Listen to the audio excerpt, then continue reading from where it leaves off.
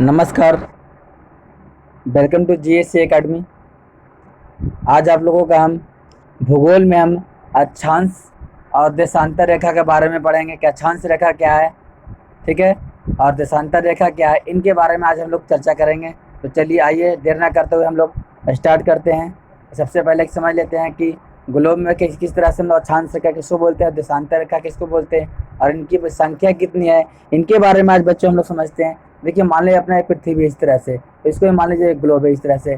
तो अक्षांश रेखा कैसे खिंचाती है, देशांतर रेखा कैसी होती है, तो इनके बारे में आज हम लोग जानेंगे। तो चलिए आइए हम लोग लेट स्टार्ट करते हैं लेट ना करते हुए। तो देखिए सबसे पहले क्या लिखा हुआ है कि ग्लोब पर पश्चिम से पूरब, पश्चिम से पूरब, पश्चिम या पूरब से पश्चिम खींची गई वह काल्पनिक रेखा जो ग्लोब को दो बराबर भागों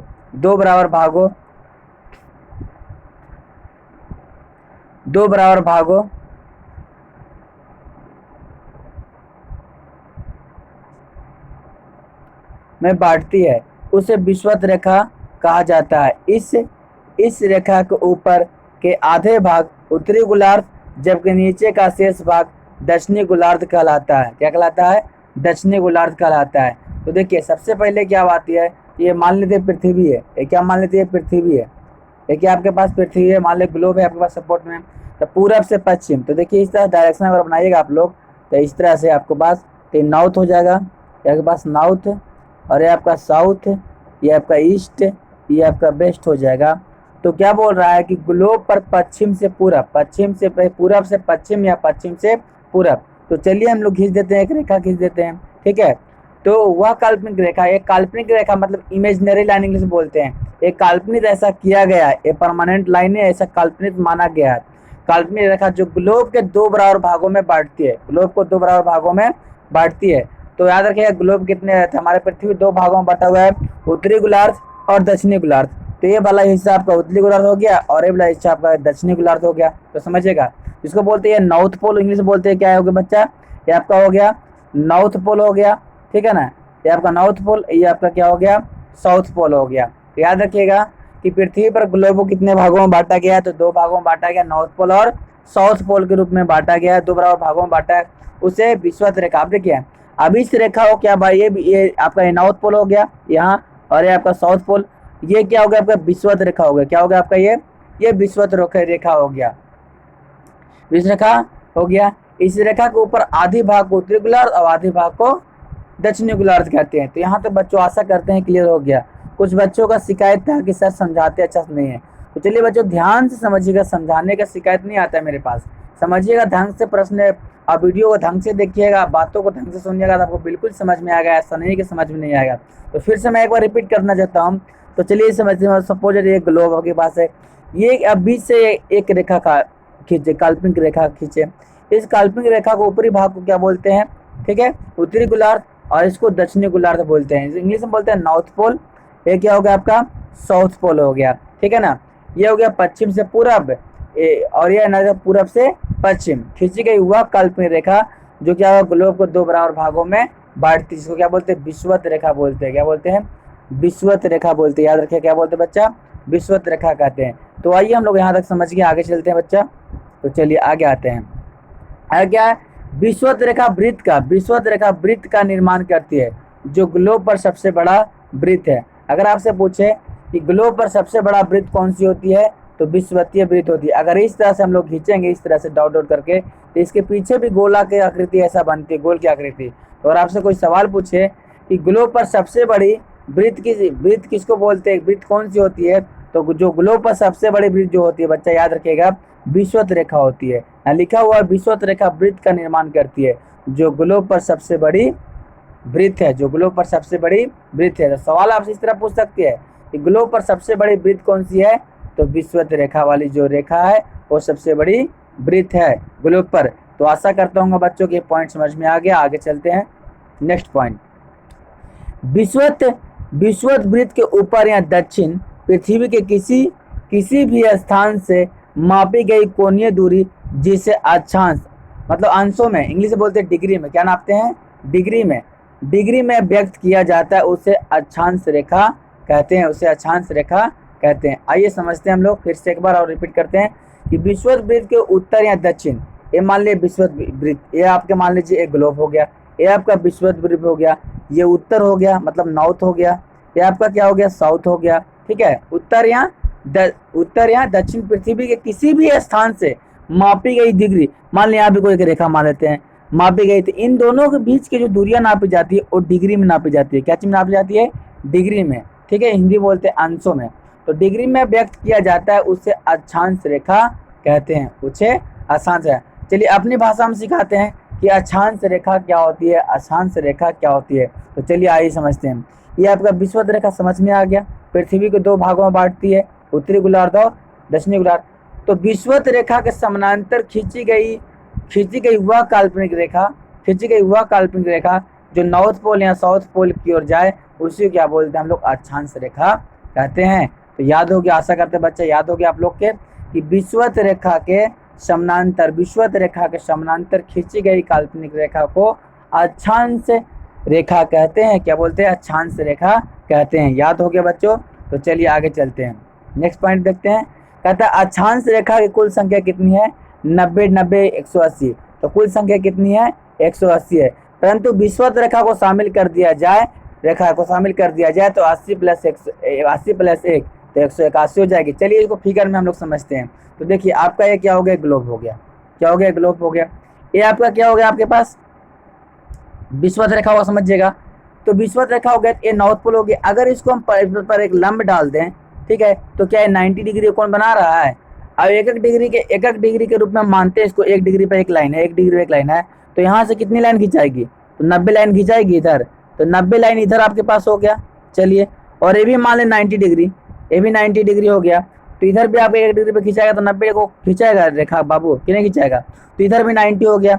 तो क्या बताइए, तो 90, 90, 180 दोनों को जोड़ देंगे तो 180 नहीं आ जाएगा। तो याद हो गया कि अक्षांश रेखा की संख्या कितनी हो गया? तो 180। अगर आपसे सवाल पूछ दिया जाए तो कुल अगर विषुवत रेखा को शामिल कर दिया जाए तो 180 प्लस 1 इक्वल टू 188, 181। अब डाउट का सवाल एक और पूछती है कि अगर यहाँ पर देखिए 90 डिग्री, धीरे धीरे ये जो रेखा जो देख रहे हैं बच्चा, ये धीरे धीरे रेखा क्या हो रहा है? छोटा होते जा रहा है। समझिएगा ध्यान से, क्या हो रहा है बच्चा? ये रेखा जो धीरे धीरे छोटा होते जा रहा है, एक समय ऐसा आएगा कि ये रेखा क्या बन जाएगा? पॉइंट में बन जाएगा, एक पॉइंट में बदल जाएगा। इधर भी एक रेखा क्या बन जाएगा? पॉइंट में एक रेखा बदल जाएगा। तो आप यहाँ से अंदाजा लगा सकते हैं कि अगर कुल अक्षांश रेखा को अगर दोनों गोलार्धों को एक पॉइंट माना जाए तो अक्षांश रेखा की संख्या कितनी हो जाएगी? तो पॉइंट को यहाँ हो गया, पॉइंट को यहाँ हो गया, तो इसमें से अगर 2 घटा दें तो कुल अक्षांशों की संख्या कितना हो जाएगी आपके पास बच्चा? तो 179 हो जाएगी, 179 हो जाएगी। समझ में आया बच्चा? आशा करता हूँ समझ में आ गया होगा आप लोगों को। तो चलिए, तो अगर पूछे कि अक्षांशों की संख्या कितनी है तो 90, 90, 180। अगर बोलते विषुवत रेखा मिला दिया जाए तो 181। अगर दोनों को अगर विषुवत रेखा को ले लिया जाए और उत्तरी गोलार्ध और दक्षिणी गोलार्ध को एक पॉइंट मान लिया जाए बच्चा, तो भी अक्षांश रेखा की संख्या कितनी हो जाएगी? 179। कितनी हो जाएगी? 179 हो जाएगी। क्लियर हो गया? आशा करते हैं कि आप लोगों का यहाँ तक समझ में आ गया होगा। तो चलिए आगे चलते हैं हम लोग। नेक्स्ट क्या है कि सभी अक्षांश रेखा वृत्त का निर्माण करती है। अभी समझाए ना, ये मान लिया ग्लोब है, अब ऐसे ऐसे रेखा खिंचाएगा तो इस तरह से पीछे गोल बनेगा कि नहीं बनेगा? तो सभी क्या बच्चा यहाँ ध्यान दीजिएगा, सभी अक्षांश रेखाएं वृत्त का निर्माण करती है। अगर आपसे पूछे क्या अक्षांश रेखा वृत्त का निर्माण करती है, तो जी सर, अक्षांश रेखा वृत्त का निर्माण करती है, परंतु विषुवत रेखा से ध्रुवों की ओर जाने पर वृत्त की आकार क्या होगी? छोटी होगी। चलिए फिर से फिगर समझ लेते हैं। ये आपका क्या हो गया? ग्लोब हो गया। तो जैसे ये मान लिया विषुवत रेखा, तो जैसे जैसे आप ऊपर जा रहे हैं वैसे वैसे क्या हो रहा है? आपकी रेखा की संख्या क्या हो रही है? छोटा होते जा रही है। तो अगर आपसे सवाल पूछे कि विषुवत रेखा से ध्रुव की ओर जाने ऊपर की ओर जाने पर जो अक्षांश रेखा की संख्या क्या होती है? बढ़ती है। उसकी जो होती है लंबाई जो बढ़ती है या छोटा होती है? घटती है। तो क्या होती है बच्चा? घटती। तो वृत्तों का आकार क्या होता है? छोटा होता है। वृत्तों का आकार क्या होता है बच्चा? छोटा होता है। याद रखिएगा, जैसे जैसे आप देख रहे हैं ये रेखा छोटा होते हुए चला जा रहा है, इसलिए ऊपर से जाएंगे विषुवत रेखा से ध्रुव की ओर जाएंगे तो घटेगा। अगर हम लोग ध्रुव से विषुवत रेखा की ओर आएंगे तो बढ़ेगा। जस्ट इस तरह नीचे कि विषुवत रेखा से नीचे की ओर जाएंगे तो घटेगा, अगर विषुवत रेखा से ऊपर की ओर जाएंगे तो बढ़ेगा। क्लियर हो गया आप लोग को? यहाँ तो समझ में आ गया कि सभी अक्षांश रेखा वृत्त का निर्माण करती है, परंतु विषुवत रेखा से ध्रुवों की ओर जाने पर वृत्त का आकार छोटा होता है। आगे चलते हैं। अब यहाँ सवाल उठती है कि सर दो अक्षांशों के बीच की दूरी कितनी होती है, डिस्टेंस। तो मान लीजिए आपके विषुवत रेखा, यहाँ अक्षांश रेखा, यहाँ हो गया यहाँ अक्षांश रेखा, इन दोनों के यहाँ के बीच की दूरी, यहाँ के बीच की दूरी कितनी होती है? यहाँ के बीच की दूरी याद रखे बच्चा 1 किलोमीटर, ऐसे याद रखे। 111 मत रखिए क्या, 111, ठीक है, 111 किलोमीटर, क्योंकि एकक के अंतराल में होता है, एकक डिग्री के अंतराल में होता है, तो एक एक से 3 गुण मिला लीजिए, एक एक एक, तो 111 किलोमीटर की दूरी होती है। दो अक्षांशों के बीच की दूरी 111 किलोमीटर होती है। और ये भी याद रखिएगा कि दो अक्षांशों के बीच की दूरी हमेशा क्या होती है? बराबर होती है। चाहे ध्रुव तक ही चले जाइए ना, हमेशा क्या होती है? दूरी क्या होती है? बराबर होती है। लेकिन वृत्त की संख्या क्या होती है? धीरे धीरे ऊपर जाते जाते छोटा होते जाता है, लेकिन दूरी क्या होती है बच्चा? हमेशा बराबर ही होता है बच्चा, याद रखिएगा। कितना होता है? 111 किलोमीटर, मतलब 111 किलोमीटर क्या होती है? डिस्टेंस। अगर आपसे सवाल पूछे कि दो अक्षांशों के बीच की दूरी कितनी होती है, तो 111 किलोमीटर। चलिए लिखा हुआ अभी कि दो अक्षांश रेखा के बीच की दूरी 111 किलोमीटर होती है। यह दूरी विषुवत रेखा से ध्रुव तक, यह दूरी विषुवत रेखा से कहां तक? ध्रुव तक क्या होती है? समान होती है। अभी आप लोग को बताएं क्या होती है? समान होती है। विषुवत रेखा से ध्रुव तक क्या होती है? समान होती है, याद रखिएगा। विषुवत रेखा से ध्रुव तक क्या होती है? समान होती है। चलिए आगे स्टार्ट करते हैं, आगे चलते हैं।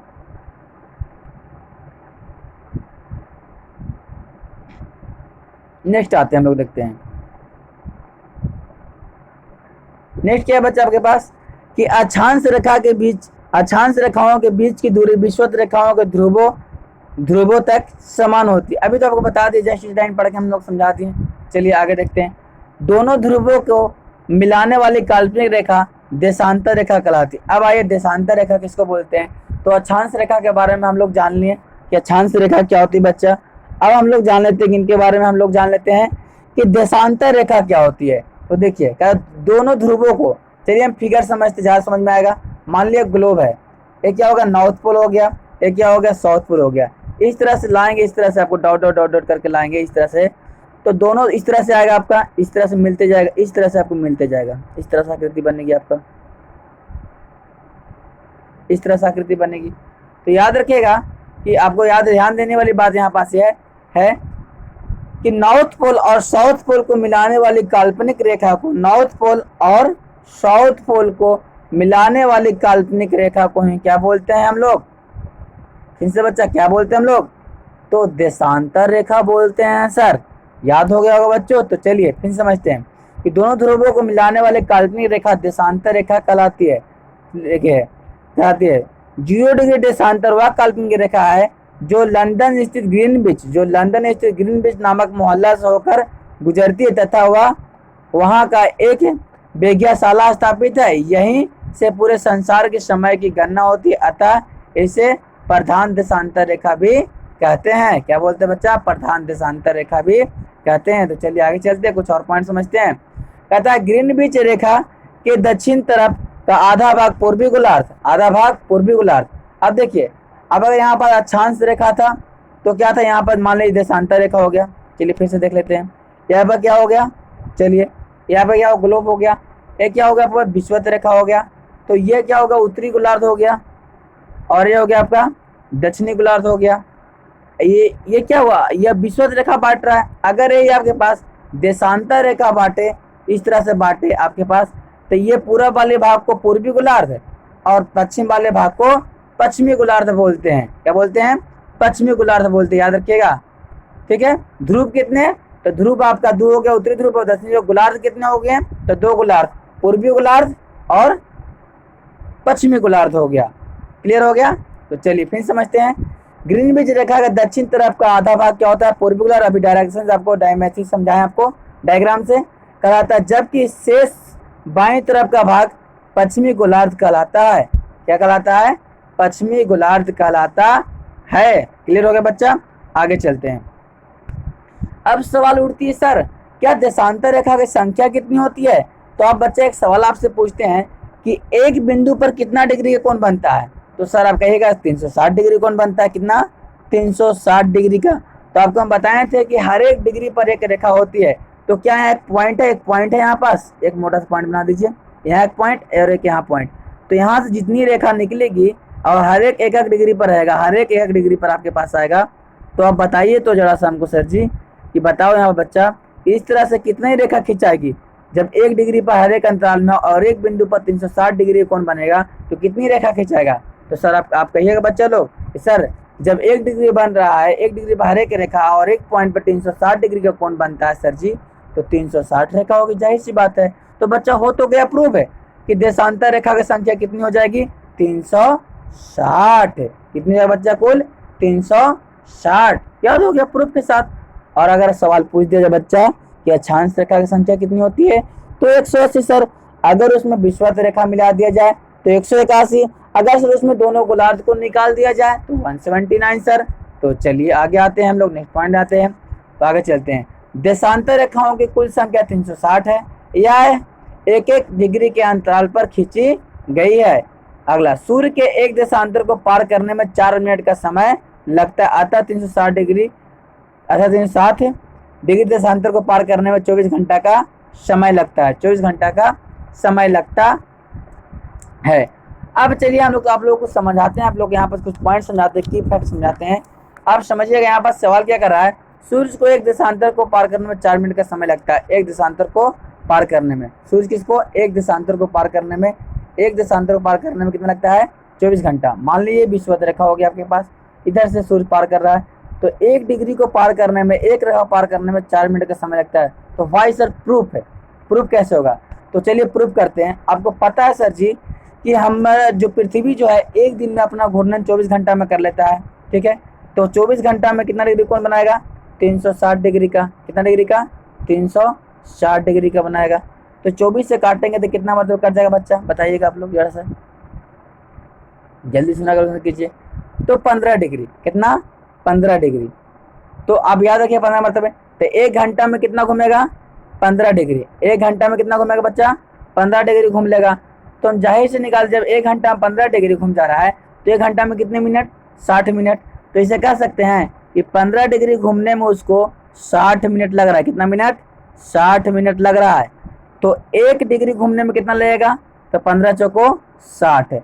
इसका मतलब सर जी कि 1 डिग्री घूमने में उसको 4 मिनट का समय लग रहा है। तो प्रूफ हो गया बच्चा कि 1 डिग्री पार करने में कितना मिनट लगता है, 4 मिनट। प्रूफ के साथ आपको हम बता दिए कि 1 डिग्री को पार करने में सूर्य को 4 मिनट का समय लगता है। कितने मिनट, 4 मिनट। इसीलिए कहा जाता है कितना मिनट, 4 मिनट का समय लगता है। चलिए आगे समझते हैं हम लोग, तब आगे बताएंगे आप लोग को। आगे चलते हैं। ग्रीनविच रेखा को पूर्व जाने पर समय आगे चलता है 4 मिनट देशांतर के दर से, जबकि पश्चिम जाने पर समय पीछे चलता है 4 मिनट देशांतर की तरफ से। देखिए अगर यहाँ से क्या पश्चिम जाते हैं, पूरब जाते हैं, तो 4 मिनट कहाँ चलता है, आगे, और पश्चिम जाते हैं तो 4 मिनट पीछे चलता है। कितना मिनट, 4 मिनट पीछे चलता है। याद रखिएगा, इधर क्या, इधर प्लस में, इधर माइनस में, इधर प्लस में, इधर माइनस में। याद है कितना मिनट, 4 मिनट का। सर जी आगे चलते हैं। नेक्स्ट कि 2 देशांतर रेखाओं के बीच की दूरी 111.32। देखिए अब सवाल उठता है, क्या सर 2 देशांतर रेखाओं के बीच की दूरी बराबर होती है? नहीं बच्चा, 2 देशांतर रेखाओं के बीच, देखिए यहाँ पास आपका डिस्टेंस ज़्यादा लग रहा है।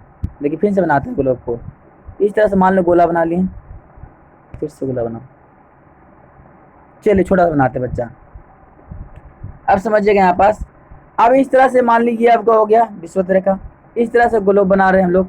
तो ध्यान दीजिएगा कि ये जो डिस्टेंस है बच्चा, कि यहाँ पर डिस्टेंस ज़्यादा है कि यहाँ पर ज़्यादा है, यहाँ पर ज़्यादा है। तो जाहिर सर यहाँ पर ज़्यादा होगा, ऊपर जिससे नीचे वैसे वैसे कम जाएगा। तो सभी जगह देशांतर रेखाओं की दूरी बराबर नहीं होती है, लेकिन अक्षांश में क्या होती है, बराबर होती है। तो याद रखिएगा कि दो देशांतर रेखा के बीच की दूरी, ऐसे मेनू याद रखिएगा, 111.32 किलोमीटर होता है। यही दूरी विषुवत रेखा के पास मान्य होती है। कहाँ होती है, विषुवत रेखा के पास, समझाएं। तथा विषुवत रेखा से ध्रुवों की ओर जाने पर दूरी क्रमशः घटती है। देशांतर रेखाओं वृत्त नहीं बनाती, यह आधा वृत्त बनाती है। चलिए आगे चलते हैं। अब थोड़ा डायग्राम से हम लोग समझ लेते हैं, थोड़ा सा डायग्राम देख लीजिए आप लोग, ठीक है। तो चलिए आइए डायग्राम देखते हैं हम लोग।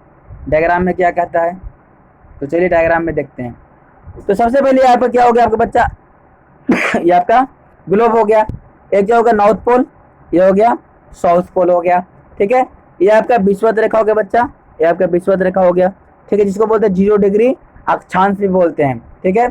इसके ऊपर जस्ट खींची हुई लाइन को क्या बोलते हैं, ये लाइन आपके पास क्या हो गया बच्चा, इसके ऊपर जस्ट ये लाइन जो हो गया आपके पास, ये क्या हो गया आपके पास, कर्क रेखा। इसके जस्ट नीचे क्या हो गया, मकर रेखा 23.5 डिग्री मकर रेखा, और ये उत्तरी गोलार्ध 23.5 डिग्री कर्क रेखा, और दक्षिणी गोलार्ध, ठीक है ना, north pole sorry south pole सोचिए मकर रेखा 23.5 डिग्री। उसी तरह 66.5 डिग्री नॉर्थ पोल अंटार्कटिक वृत्त, ठीक है ना, और उसी तरह 66.5 डिग्री साउथ पोल अंटार्कटिक वृत्त होती है, ठीक है। और ये जो रेखा आपके पास देख रहे हैं बच्चा, ये रेखा जो आपको, ये रेखा जो आप देख रहे हैं, ये रेखा जो देख रहे हैं, ये रेखा मोटी वाले काला वाले देख रहे हैं, यही आपका देशांतर, देशांतर रेखा जो आपको दिखा हुआ है, ये देशांतर रेखा आपके पास है। कौन सी रेखा, देशांतर रेखा है। ये कौन सी रेखा है आपके पास, ये भी आपके कुछ, ये ग्रीनविच रेखा है। कौन सी है, जो लंदन से होकर गुजरती है एक मोहल्ला नामक से, ये ग्रीनविच रेखा, या बोलते हैं 0 डिग्री देशांतर बोलते हैं, या 0 डिग्री देशांतर बोलते हैं। ये आपका कर्क रेखा हो गया, या अक्षांश बोलते हैं, अक्षांश रेखा इस तरह से खींचा हुआ है, ठीक है ना। तो आशा करता हूँ आप फिगर से, आप लोग फिगर एक बार देख लीजिए बिना रफ किए हुए, तो समझ में आ जाएगा फिगर। आप लोग फिर से देख लीजिए, ये सीधा वाला लाइन जो बच्चा आपका हो गया, कौन सी, ग्रीनविच रेखा हो गया, यहाँ 0 डिग्री देशांतर हो गया, ये आपका हो गया अंटार्कटिक वृत्त, ठीक है। ये आपका इस तरह से जो लाइन है जो आपके पास नॉर्थ पोल से साउथ पोल को मिलाती है, देशांतर रेखा। और जो लंबवत खींची हुई है विषुवत रेखा के, वो अक्षांश रेखा, ये 0 डिग्री विषुवत रेखा। क्लियर हो गया आपको यहाँ पास से। अब हम लोग कल अगला क्लास में जानेंगे समय का निर्धारण के बारे में पढ़ेंगे, समय का निर्धारण कैसे किया जाता है।